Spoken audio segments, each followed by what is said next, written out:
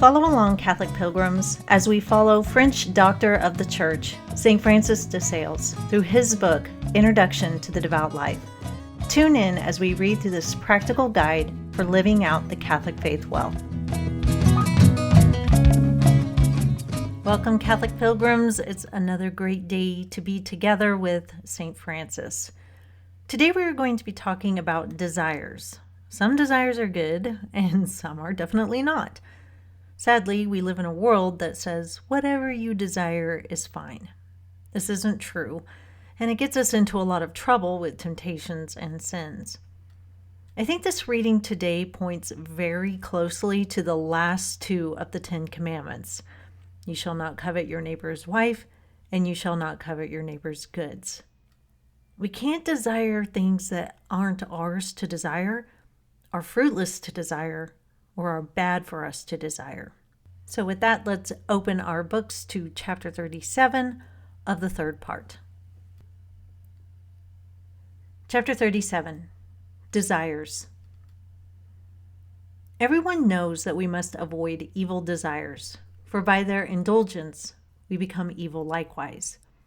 But I would urge you not to desire those things which are dangerous to the soul, such as balls and similar perilous amusements, honors, etc., offices, visions, and raptures.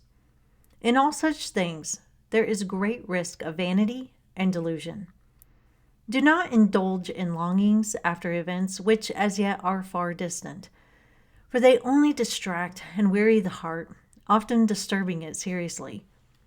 If a young man earnestly desires some office which is at present unattainable, to what end is his longing? If a married woman wishes to follow the religious life, where is the use of her wish? Or if I would fain buy my neighbor's land, he being unwilling to part with it, do I not waste my time in wishing? If when I am ill I give way to the wish to minister or preach, visit other sick persons, or perform the duties of the healthy, are not my wishes fruitless, since it is not in my power to execute them? And meanwhile, these useless wishes impede others which I ought to have.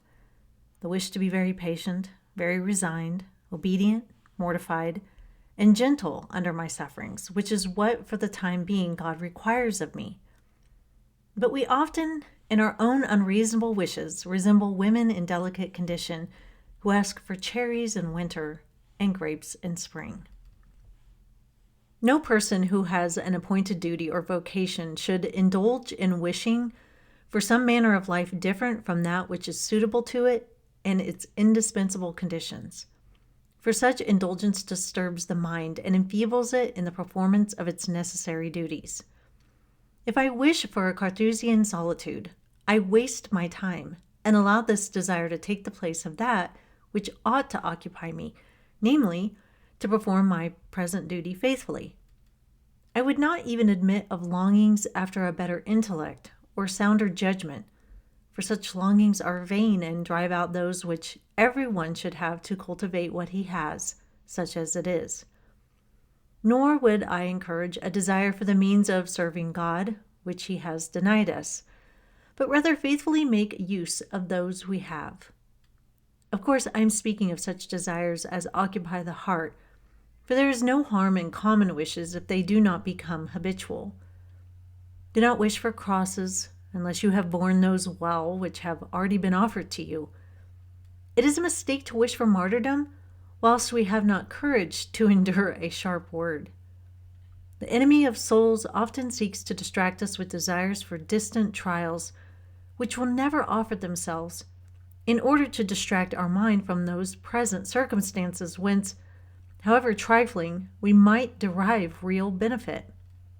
In a fancy, we fight against African monsters, whilst practically, for lack of thought, we allow the worms on our daily path to destroy us. Never seek temptations. It is presumptuous and rash so to do. But prepare your heart to await them with courage and to defend itself when they do come. Variety and superfluity of food always overload the digestion, and if it is weakly, ruin it. Do not overload your soul with desires, neither with worldly ones which are injurious, nor even spiritual ones, which will hinder you. When the soul is cleansed and set free from evil tempers, it experiences a great hunger after spiritual things and eagerly desires all manner of pious exercises in mortification, penitence, charity, and prayer. Such an appetite is a good sign, but take care that you are able to digest all that you would eat. With the help of your spiritual father, select from amongst all such practices those which are suitable to you, and for the present follow, and make the most of them. In this case, God will supply you with others in due season, and thus you will not waste time in fruitless wishes.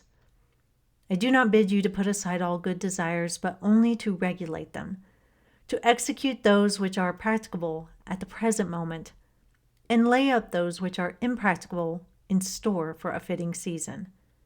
And this I say alike of spiritual and temporal desires. For by this means alone, we can go on calmly and without distraction. Practicable. That's a hard word to say.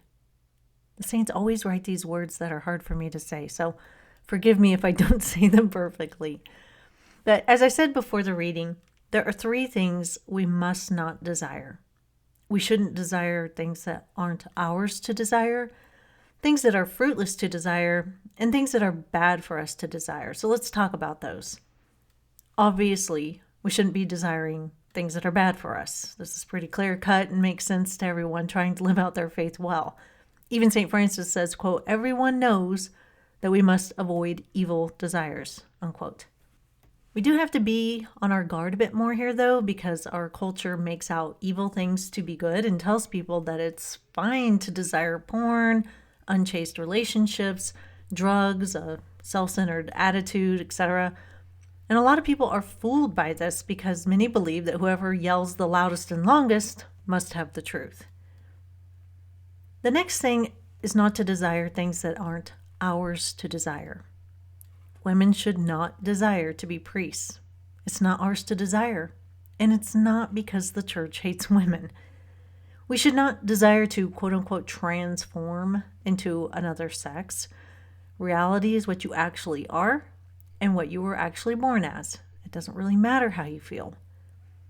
St. Francis says, quote, "If a married woman wishes to follow the religious life, where is the use of her wish? Or if I would fain buy my neighbor's land, he being unwilling to part with it, do I not waste my time in wishing?" Unquote. These are things that aren't ours to desire.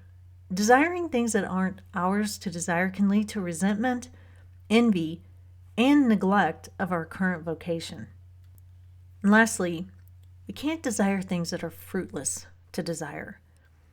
When my husband first joined the military and we got to our first duty station, I was miserable. All I wanted to do was have him get out of the military and for us to go back home to Kansas. It was my daily desire, but it was fruitless because my husband had to at least serve his 4-year commitment. St. Francis says, quote, "If a young man earnestly desires some office which is at present unattainable, to what end is his longing?" Unquote. When my husband joined the military, leaving was not something that could be attained, at least for 4 years. So pining and desiring to leave was a waste of my time and a burden on my family because it made my husband feel bad that I was desiring to go home so much and I was unhappy. I had to learn to change my attitude, and when I did, well, here we are 22 years later, and I've grown to love the military life. So with desires, we should follow what St. Francis says, quote, "I do not bid you to put aside all good desires, but only regulate them, to execute those which are practicable at the present moment, and lay up those which are impracticable in store for a fitting season." Unquote. That is all for today, Catholic Pilgrims. Next time we get some advice for married persons, which should prove very interesting. Until then, though, live the faith boldly and travel well.